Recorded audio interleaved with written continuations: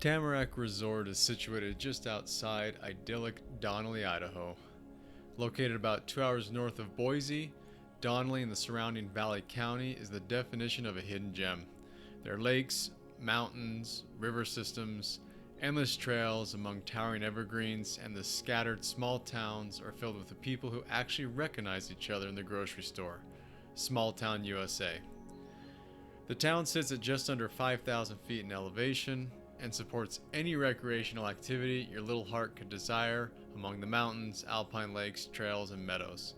They get about 300 to 350 inches of snowfall per year, and the population of Donnelly was 152 people as of the 210 census. That's 152 humans. Donnelly sits in Valley County between the larger towns of McCall, which has a 1,500-acre ski resort called Brundage, and the city of Cascade. The entire Valley County boasts a population of about 10,000 inhabitants.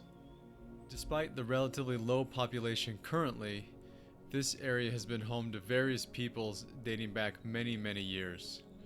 This territory was originally populated by the Nez Perce and Shoshone people. They visited these valleys and lake systems to hunt and fish while preparing to travel to warmer climates during the winter. Some remnants of their presence can still be found along some of the lake shores and river systems to this day. As word spread of the enjoyably cool summers, bountiful lakes, and fertile areas, western migration inevitably set in. Homesteaders and vacationers alike began to make their presence known, including boat tours of the lake. Additionally, homesteaders began to haul freight and remove resources from the surrounding areas. This included establishing sawmills and other industries, but the lakes remained the center draw for all newly arriving people. In 1924, the Winter Carnival was established in neighboring McCall in order to draw attention to the long winters and amazing snow activities in the area. There were a lot more hardcore back then, and local businesses even established purses for the winners of many of the events. No helmets on this cat. You know, there's something to be said about these early residents in Donnelly and the surrounding areas.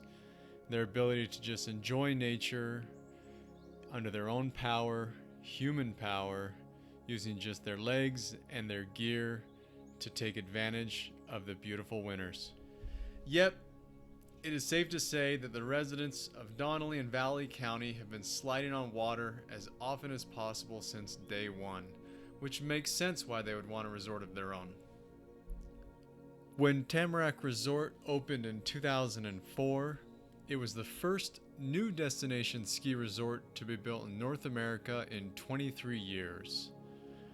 Despite that initial excitement, by 2008, the resort filed for Chapter 11 bankruptcy. It subsequently went through various stages of liquidation, receiverships, foreclosures, and even a sheriff's sale. Tamarack Resort, however, was recently bought out by commercial real estate and private equity firms from Florida and Georgia, skiing meccas, if I ever heard of one. Tamarack is now owned by Imperium Blue, a joint venture between MMG Equity Partners, the Imperium Companies, and Blue River Family Offices. Let's take a peek at these folks. I'm sure they're legit. MMG is a real estate investment firm from Florida with venerable ski resort bona fides such as the beautiful Pinecrest Strip Mall and the Town and Country Plaza based in Miami. I bet they keep the sleds and cats out back. Can't see them in these pics. Blue River Family Offices is a commercial real estate firm registered in Georgia that doesn't even have a website. Their registered agent is some cat named Brian Simons, who has about a dozen holding and investment firms, all located in one spot in downtown Atlanta, which includes Imperium Blue, by the way, a holding company for Tamarack, even though it's registered in Florida. This guy's only attempt at even buying a functional website is for riversideadvisors.net, but he hasn't gotten around to even developing the site yet. I'm sure he's just too busy shredding the gnar, and he'll take care of it shortly. Speaking of Imperium Blue, the JV holding company for Tamarack, Let's take a look at its owners. The Imperium Company is a private equity firm based in Florida. It looks like they started off as a car repo crew that graduated up to private equity. Good for them. They must be suffering from the same pow bug as that Blue River Family Offices dude, because they can't even get their website to work either. It must be that their registrant, some dude named Angel, has over a dozen companies that he's working on currently. Even a basic scatter plot of his activities shows nothing good. Hey, there's a guy I know, Kyle. Supposedly the owner of Imperium. Let's see what this busy bee's up to. Ooh, he's an entrepreneur, a founder, and a value creator. I bet his middle school advisor must be so proud. Alright, here's the Imperium companies. Imperium Blue, the joint venture for Tamarack. Oh, and U.S. Petroleum Partners. Seems a little problematic. What do you guys think? What about some of their other ventures? Let's check out IREP Montgomery. That sounds legit. What do they do? Blah, blah, blah. Issuing debt securities to repay credit facilities and then screwing the people who owe the debt over with worse terms. Oh, and then they use those proceeds to acquire stuff like Tamarack. I knew these people were good, honest, hardworking, salt-of-the-earth folk. Now, who do we have in charge of Tamarack? Scott Turlington. That's a gaper grin if I've ever seen one. What's his story? He founded a lobbying firm in Idaho. Stand-up guy, no doubt. So, in review, out-of-state, non-skier, real estate and car repo investors hired a bunch of lobbyists to run a ski resort. I bet that's a total miscue. I'm sure they're laser focused on skiers and boarders. Let's check out their website. Alrighty, here, let's go through this. Real estate. Interesting. Okay, let's meet this ski resort team. I'm sure there's a lot of experienced folk. Let's see, broker. Interesting. Alright, real estate sales advisor. Real estate sales advisor. Real estate sales advisor. That must be a mistake. I'm sure if we check out some other resorts, they'll have similar design sites. Let's see what Alt has to do. Let's see. Where are their real estate sales advisors? I can't see them. What about the Bird? Bird lodging. No brokers on here. How about Whistler? I'm sure they have brokers and advisors for real estate. Nope, don't see that. Telluride. Strike out again. What about Mammoth? Mammoth has got to have it. Let's check out Mammoth. Oh, I don't see a real estate advisor in sight. Alright, so in review, we're up against moneyed interests and real estate people who derive their living off car repos and debt collection. They've in turn hired lobbyists and land brokers to run the show. It seems like we are up against quite a formidable opponent. However, you guys are in luck. What a relief that we're comprised of a bunch of sophisticated, elegantly refined, well-spoken gentiles. Screw 'em, man. They're not getting this place.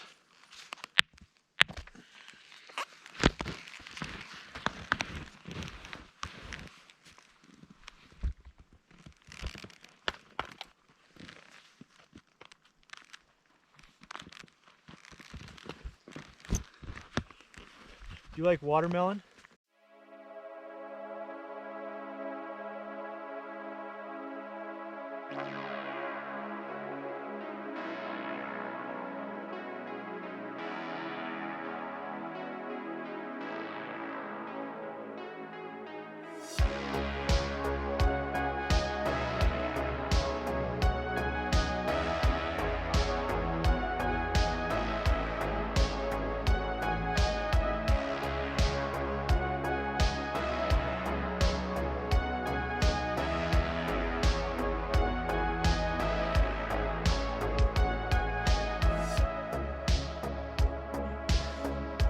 All right, man. I'll see you in a minute. 3, 2, 1, drop in.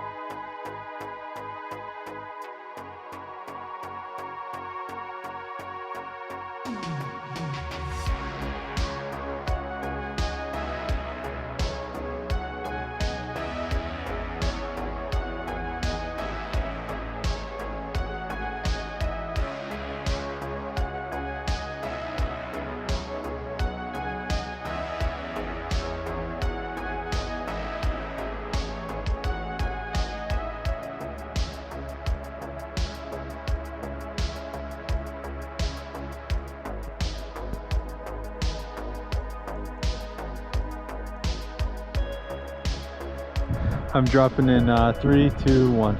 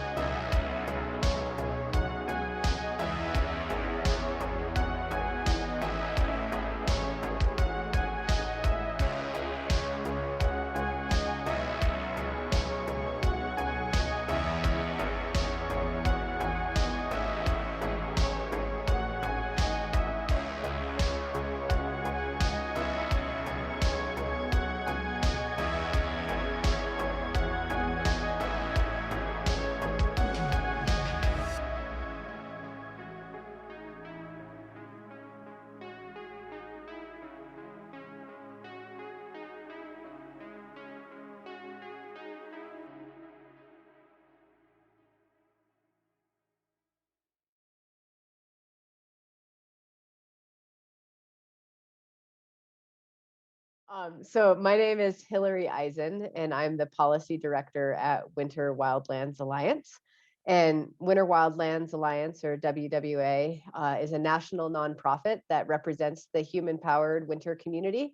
And we advocate for human-powered recreation, protecting the places that provide human-powered recreation opportunities, and just sort of the whole public lands experience. I live in a ski town as well, and I think, although much larger than Donnelly, but we often see that when a ski resort expands, it's not just the ski resort expanding, but a lot comes along with that, especially if there's a real estate component, which there is with this particular proposal. Because it's one thing if like a ski resort expands and they're just putting in a couple more chairlifts and that's it. But when you're talking about a larger real estate play, then that has more implications for the community itself. Generally, and there's been some studies that kind of look at a whole bunch, like 10 or 15 years worth of ski resort expansions and what the economic effects have been. And generally you see that the cost of living goes up, but the wages don't necessarily go up, because the jobs that come along with a ski resort, some of them are really great jobs, but like being a lifty is fun, but it doesn't necessarily pay a lot. There's a lot of service industry jobs that don't have the wages that match the cost of living of the community. And you could go to any number of mountain towns, not even just in the West, I would say anywhere, and look at the housing and look at where the workforce is having to commute into. And there's just a lot of difficult things that come along with that from a socioeconomic standpoint and from a community standpoint. What is your community fabric if the people who work in your community don't live there? And where is their community and how is that connected? That's exactly correct. The Institute of Outdoor Recreation and Tourism at Utah State University recently commissioned an in-depth review of 24 ski resort expansions that received special use permits by the USDA Forest Service to gobble up more public lands for their private resorts. This report revealed the local community experienced a negative impact in the following socioeconomic factors: recreation, aesthetic, culture and history, traffic and parking, local economy, employment, population, housing, public services, land use, noise, environmental justice, safety, tourism, wilderness and roadless areas, and quality of life. Let that sink in. Tamarack is proposing an expansion of 3,307 acres of Boise National Forest to add to their current size of 1,100 acres. To put that in context, a 4,407 acre Tamarack Resort would be the 7th largest ski resort in terms of acreage in all of North America. Juxtapose that against a town of Donnelly with less than 200 people. They plan to bulldoze and raise thousands and thousands of trees so they can create groomed runs, put in a year-round 10,000 square foot building on the top of Lone Tree Summit, dig roadways throughout, add a half dozen new lifts, create multiple bike and hike trails, a 10-passenger gondola, a mountain coaster alpine slide, and a via ferrata, among many other paid-for amenities. In addition to the aforementioned developments, the real heart of it all is that this is a real estate play. They plan to sell off all available land rights in and around the resort, with the skiing and boarding being used as mere window dressing. Most of Donnelly live in fairly modest homes, but as comparison, currently there is a 30-acre parcel next to Tamarack. Many of us actually use this land as backcountry access, for sale for $10 million. This type of expansion destroys unspoiled parts of our national forest system and impacts backcountry users by de facto privatizing public lands, thereby excising us from any of the terrain. Even though this technically remains public land, if we were to enter these areas without a Tamarack pass, they could arrest us for trespassing. Not to wax too philosophical, but one of the most beautiful aspects that we human power recreators cherish is the effort it takes to get to and enjoy these areas. There's a reverent indulgence one derives from nature. We find our humanity in the wild. Since inception, Tamarack has struggled mightily just to keep the lights on. The only way such an expansion makes sense, from a pecuniary standpoint, is when the real estate comes into play. Our overall objective is rather pointed in its simplicity: leave nature alone. It's disturbing how "let nature be" has become an ostensibly radical position. Regardless, that's firmly where we've built our foundation. With Tamarack, there's no need for any expansion at all because the demand just simply is not there. There is, however, an increasing number of human-powered recreators who want to enjoy Mother Earth as she is and will fight to leave our lands alone. Join us.